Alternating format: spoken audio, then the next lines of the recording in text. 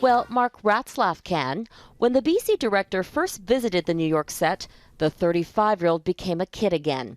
He couldn't resist putting himself in Oscar's trash can. It was like getting that dose of, magic that came with like Christmas morning. Ratzlaff pitched an idea to the producers, and here's what he came up with. H is for hair.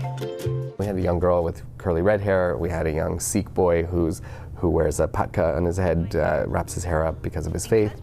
And then what we really wanted to drive home was this idea of inclusivity. And so we had a young girl who didn't have any hair, who was going through chemo. The feedback was so encouraging, the producers invited him back to do another segment. H is for holiday. This time, Ratzlaff decided he wanted to expose kids to celebrations besides Christmas. My favorite holiday is Diwali. It's really fun to get to put kids that I grew up with on screen, because I think a lot of times, that's still a huge issue across the film and television landscape. We're her for now parents. The themes are consistent with what Sesame Street has been about, getting ahead of social issues.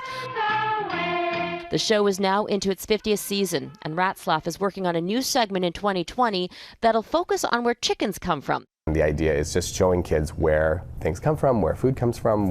Now a dad, Ratzlaff has come full circle. Sesame Street was a big part of his youth. His son is the next generation. What I've learned is you actually have a huge responsibility when you're making content that's being consumed by a young audience. I'm happy as can be. He never imagined when he went to film school that this iconic children's show would be his calling. Sesame Street! Robin Gill, Global News, Burnaby, BC.